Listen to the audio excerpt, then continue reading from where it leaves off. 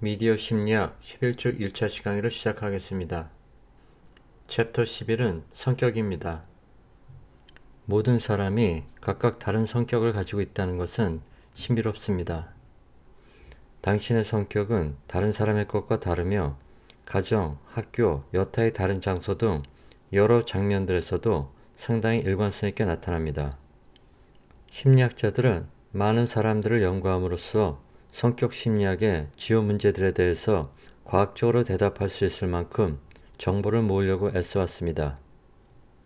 성격은 개인의 행동, 생각, 느낌의 특징적인 스타일입니다. 성격 차이에 대한 설명은 성격에 영향을 주는 이전의 사건과 앞으로 일어날 것으로 기대되는 사건과 관련이 있습니다. 먼저 성격의 본질이 무엇이며 성격은 어떻게 측정되는가를 살펴보겠습니다. 그 다음에는 성격 이해를 위해서 특성 생물학적인 접근과 정신역동적 접근, 인본주의와 실존주의적 접근 및 사회인지적 접근 각각에 대해서 알아보도록 하겠습니다. 성격 검사는 객관식 문제와 강제 선택 문제를 사용합니다. 타당도 척도는 반응 형태 편향을 줄이는데 도움이 될 수 있습니다. 자기 보고는 셀프 리포트라고 하는데 문장 또는 형용사가 자신의 행동 또는 정신적 상태를 얼마나 정확히 묘사하는지 표시하는 질문지에 답을 하는 것입니다. MMPI-2는 성격과 심리적 문제를 평가하는 데 사용되는 잘 연구된 임상적 질문지입니다. 정신과 의사와 임상 및 상담 심리사가 가장 많이 사용하는 질문지입니다. 질문지 내용은 보안사항이기 때문에 일반인에게 공개되지 않습니다. MMPI-2는 미네소타 멀티페이직 퍼스널리티 인벤토리입니다. 2는 버전 2를 의미합니다. 해서웨이와 맥킬리에 의해서 1939년에 만들어졌습니다. 문항은 567문항이 됩니다. True와 False 포맷으로 대답하게 되어 있습니다. 예를 들어서 나는 교통신호를 위반한 적이 있다 라는 질문이 있으면 그렇다, 아니다 중에서 하나만 대답을 해야 됩니다. 1시간에서 2시간 정도 걸립니다. 심리학 분야의 새로운 연구 결과들을 반영하기 위해서 1989년에 큰 변화가 있었습니다. 18세나 그 이상을 대상으로 만들어졌는데 청소년 버전이 있습니다. MMPI-A라고 합니다. MMPI의 큰 매력 중 하나는 밸리더티 스케일이 있는 것입니다. 자기보고식의 심리검사에서 가장 큰 문제는 사람들이 거짓말을 할 수 있다는 것입니다. 예를 들어서 어떤 사람이 직장을 구하고자 하는데 회사에서 성격 검사를 한다고 하면 회사가 원하는 방향으로 자신의 답을 적을 가능성이 있습니다. MMPI에서는 그러한 거짓말을 잡아낼 수 있는 장치들이 마련되어 있습니다.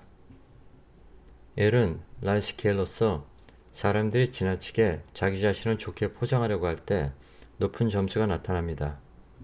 F는 인프리퀀 스케일로서 L 스케일의 정반대 경우입니다. 모든 답안에 대해서 지나치게 정신병리학적인 선택을 하기 때문에 사실일 가능성이 매우 낮은 경우입니다. 예를 들어서 현재 재판을 받고 있는 사람들 경우에 자신이 정신병리학적으로 문제가 있다는 것을 고의로 보여주려고 할 때 나타날 수 있습니다.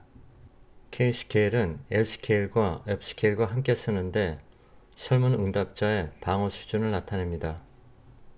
트린 스케일은 True와 False를 답하는 과정에서 일관성이 없는 경우를 나타냅니다. 특히 설문 응답자가 All True나 All False처럼 성의 없이 답을 했을 때 나타납니다. 브이린 스케일은 같은 종류의 질문에 대해서 답이 일관성이 없는 것을 찾아내기 위한 것입니다. 임상 클리니컬 스케일에서 대표적인 10가지입니다. 이 외에도 많은 클리니컬 스케일들이 있습니다. 각 증상에는 번호가 붙어 있는데 예를 들어서 임상심리학자가 그 환자는 2번, 3번 증상이 있어. 그러면 디프레션과 히스테리아가 있다는 뜻입니다. 첫 번째는 하이포콘드리아시스라고 하는데 자신의 신체적 증상에 지나치게 민감하게 걱정하는 것입니다. 그들은 몸의 여기저기가 아플 수 있는데 육체가 실제로 아픈 것일 수도 있고 아니면 마음이 아픈 것을 육체가 아픈 것으로 해석한 것일 수도 있습니다. 일반적으로 에너지가 부족하거나 수면 부족이 있거나 그런 증상들이 있습니다. 일본 자체로는 정신병증이 심한 것은 아닙니다. 두 번째는 디프레션, 우울증입니다. 낮은 자존감하고도 관련이 있습니다. 세 번째는 히스테리아입니다. 프로이드 시대에는 히스테리 환자가 많았는데 요즘에는 환자에게 이런 용어는 잘 쓰지 않습니다. 네 번째는 Psychopathic Deviate입니다. 사회의 규칙이나 룰을 지키지 않고 conflict, struggle, anger로 쌓여 있습니다. 참을성이 없고 충동적일 수 있습니다.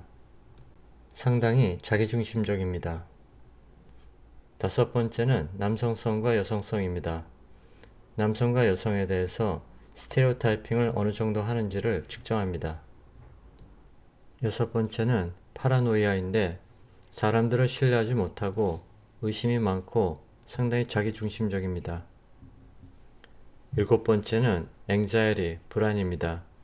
걱정이 많고 텐션, 긴장하고 의심이 많고 상당히 집착합니다. 여덟 번째는 스키조프레니아인데 이상한 생각을 하고 사회적으로 격리됩니다. 증상이 심할 경우에 다른 사람들이 보지 못하는 환상을 볼 수도 있습니다. 아홉 번째 매니아는 지나치게 흥분한 상태가 지속되는 것입니다. 만약 2-9 프로파일이 있다면 디프레션과 매니아가 같이 있는 것인데 이 경우에는 조울증의 가능성이 있습니다. 마지막으로 0번째는 Social Introversion, 내향적인가 외향적인가를 나타내는 것입니다. 아래 그래프에서 왼쪽은 밸리더티 스케일이고 오른쪽은 클리니컬 스케일입니다. 만일 모두 true로 답을 하게 되면 남성의 경우에는 트윈 값이 118이 되고 여성 경우에는 120이 됩니다. 이 응답의 경우 F값이 지나치게 높아서 솔직하게 답을 했다고 보기 어렵습니다. 모두 false로 답을 하는 경우에 남성의 경우에는 114점이 되고 여성의 경우에는 118점이 됩니다. 이러한 인밸리드 스케일에서는 더 이상 자세한 분석을 하지 않습니다. 이 경우에는 네거티브 셀프 프레젠테이션, 부정적으로 자기를 나타내는 경우입니다. 왼쪽의 밸리더티 스케일에서 V자를 뒤집어 놓은 모양을 하고 있는데 지나치게 뾰족한 경우가 인밸리드 경우입니다. 실제 환자의 경우에는 뾰족한 부분이 인밸리드의 반 정도인 것을 알 수 있습니다. 정상인 경우에는 뾰족한 부분의 크기가 아주 작습니다. 오른쪽 클리니컬 스케일에서도 인밸리드 경우는 페이션트 경우에 비해서 스케일이 지나치게 과장되어 있는 것을 알 수 있습니다. 반면에 정상인 경우에는 점수가 50점 내지 60점 사이에서 움직이는 것을 알 수 있습니다. 점으로 표시된 환자의 경우 6번, 8번 프로파일이 있는데 파라노이아와 스키조프레니아에 해당됩니다. 정신병까지는 아니지만 대인관계에 문제가 있고 사회적으로 상당히 고립되었을 가능성이 있습니다. Positive Self-Presentation은 긍정적인 쪽으로 자신을 나타내는 것입니다. 밸리더티 스케일에서 보듯이 V자 모양이 나올 수 있습니다. L과 K 값은 평균보다 높고 F 값은 평균이거나 약간 평균보다 낮을 수 있습니다. 클리니컬 스케일에서는 일반인의 평균값보다 약간 낮을 수 있습니다. Random Response Profile에서는 F점수가 거의 100점에 가깝게 나올 수 있습니다. 이 경우에는 클리니컬 스케일의 점수를 확대해서 그린 것입니다. 굵은 점수는 평균보다 이상적으로 약간 점수가 높을 경우를 표시한 것입니다. 투사적 기법, 프로젝티브 테크닉은 개인의 성격의 내면을 파악할 수 있게 해주는 독특한 반응을 유발하도록 고안된 일련의 표준화된 모호한 자극들입니다. 이 성격 검사는 주관적 해석이 가능합니다. 로시아 검사는 투사적 성격 검사로 비구조화된 잉크 반점의 의미에 대한 응답자의 해석을 분석해서 내적 감정을 찾아내고 성격 구조를 해석합니다. 주제 통각 검사는 TAT라고 하는데 투사적 성격 검사로 인물에 관한 모호한 그림을 보고 만들어내는 이야기를 통해서 응답자의 저변에 깔려있는 동기, 관심사, 세상을 보는 방식을 알아냅니다. 이러한 투사적 검사는 주관적 해석이 가능하기 때문에 신뢰성이 떨어집니다. 그럼에도 불구하고 MMPI-2와 같은 성격 검사에서 드러날 수 없는 것들을 측정하기 위해서 현장에서 종종 사용됩니다. 이러한 투사 기법을 그림으로 설명하는 동영상을 보도록 하겠습니다.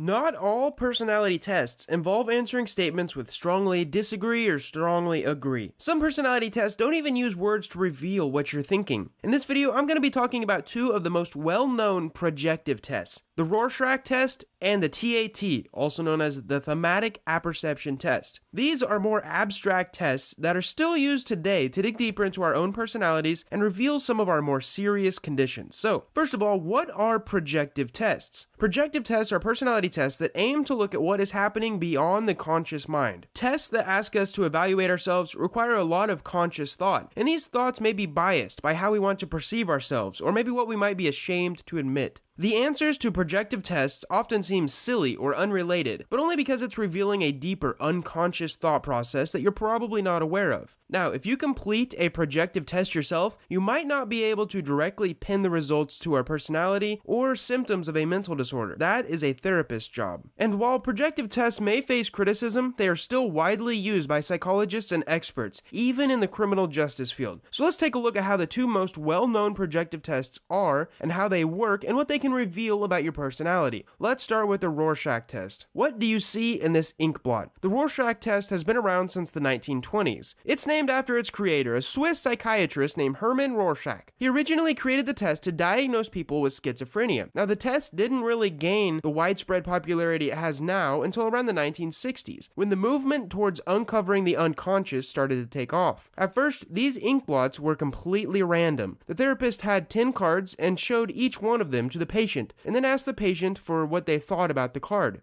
What did the patient see? How long did it take the patient to share their interpretation of the card? If the patient saw a dog or an explosion or a friend in these ink blots, the therapist would then have to decipher what those interpretations meant. The specific ink blots that professionals use today were created with more intentions than just Rorschach's original 10. In 1961, a psychologist named Wayne H. Holtzman and his colleagues created a second set of ink blot tests. These contained 45 cards, and they offer therapists 22 elements to consider whenever they're scoring the test. These elements include the time it took to respond, the amount of sexual content in the patient's answer, and any amount of bizarre thinking behind the response. Patients who do not have a license to administer the Rorschach test may have a hard time deciphering their answers, but a local professional may be able to help you through an ink blot test and tell you what your answers say about your personality, and maybe what you're hiding under your unconscious. The second type of projective test is called a thematic apperception test. The thematic apperception test, also known as a TAT test, is a second type of projective test that is still being used today. This test is almost as old as the Rorschach test. It was developed in 1930 by psychologist Henry A. Murray and psychoanalyst Christiana D. Morgan at the Harvard University. This test was actually developed as one of these psychologists was actually studying the book Moby Dick, and in the novel, two characters look at the image of a doubloon and see two different things. The author then uses their interpretations to reveal information about each character. The thematic apperception test works in a similar way. Therapists pick a selection of black and white cards with ambiguous scenes on them. Then they show one card to the patient and ask them to create a story around that card. Patients then must talk about the backstory, talk about the feelings of each character in the story, and then come up with a resolution. And all of this can reveal quite a bit about what the patient or the person is thinking. After this test was originally created, professionals used the TAT to help veterans and other patients recover from traumatic events. And even a few decades later, business leaders and personal development experts started to use this test to evaluate a person's career aptitude and their potential skills in the workplace based on their mindset. Unlike the Myers-Briggs assessment or other types of personality personality quizzes, projective tests can be hard to complete online. It would be hard to type in an entire story online and automatically get back an accurate response about your personality or your potential mental disorders. As we make advances in AI, this might get easier, but there's no algorithm yet that connects every potential response to an interpretation. Rorschach tests may elicit common responses, but TAT tests have an infinite amount of answers. When Murray originally created the TAT, he would use a scoring system that would look at very specific sentences in the patient's story. He had a list of 48 elements that he would identify and score based on its role in the story. Since he created the original scoring method, 7 other scoring methods have also been created for the same test. What I'm trying to say is there's no magic deck of Rorschach or TAT tests that you and your friends can use to assess each other's personalities, at least not that accurately. If you're interested in taking projective tests, you should probably reach out to a therapist in your area for an appointment. This is the best way to guarantee that you get accurate results from a certified professional who can actually explain why your answers reveal certain elements of your personality. Now, there are actually other types of projective tests. The Rorschach and the TAT test are only 2 types of projective tests that therapists and other professionals can use to help assess personalities. Other examples of projective tests include the House Tree Person Test, Free Association and Word Association, Dream Analysis, and also filling in incomplete sentences. The process of taking projective tests can actually be more fun and exciting than taking a standard personality quiz where you can only agree and disagree with other statements. Projective tests can definitely open up doors that you might have been unaware of before. 특성, 트레이트는 특정한 그리고 일관성 있는 방식으로 행동하는 비교적 안정적인 성향입니다. 알포트에 의해서 제안되었습니다. 특성은 이미 존재하는 성향으로 행동을 유발하는 것, 즉 성격 검사로 측정된 것일 수도 있고 또는 행동을 이끄는 동기, 즉 투사적 검사로 측정된 것일 수도 있습니다. 핵심 특성의 수가 몇 개인지에 대한 이론은 다양합니다. 가장 많이 사용되는 것은 5요인 빅5 모델입니다. 5요인은 성실성, 동조성, 신경성, 경험의 개방성, 그리고 외향성으로 이루어집니다. 이 모델은 겹치지 않으면서 변동성을 설명하고 여러 유형의 데이터에 수렴되며 다양한 인구에 걸쳐서 나타납니다. 시간이 지나도 안정적인 행동 패턴을 예측할 수 있습니다. 그리고 무엇보다도 지적 재산권이나 보안에 대한 문제가 없기 때문에 자유롭게 질문지를 사용할 수 있습니다. 예를 들어서 여러분이 이커머스에 관심이 있는데 어떤 성격을 가진 사람은 어떤 종류의 물건을 좋아한다는 것을 연구를 하고 싶으면 빅5 모델을 사용하는 것을 권합니다. 인터넷에 가서 빅5를 검사하면 다양한 질문지들이 있기 때문에 그들을 활용하시면 됩니다. 성실성 요인에서는 체계적인지 비체계적인지, 조심성이 있는지 조심성 없는지, 자제력이 있는지 의지가 약한지를 측정합니다. 동조성 요소에서는 온화한지 무자비한지, 신뢰하는지 의심하는지, 도움이 되는지 비협조적인지를 측정합니다. 신경성 요소에서는 근심하는지 평온한지, 불안전한지 안전한지, 불쌍한지 자족하는지를 측정합니다. 경험의 개방성에서는 상상력이 풍부한지 실제적인지, 다양한지 일정한지, 독립적인지 동조적인지를 측정합니다. 외향성 요인에서는 사교적인지 수줍어하는지, 재미있는지 진지한지, 다정다감한지 말이 없는지를 측정합니다. 여기서 빅5를 그림을 그려서 설명하는 동영상을 보도록 하겠습니다.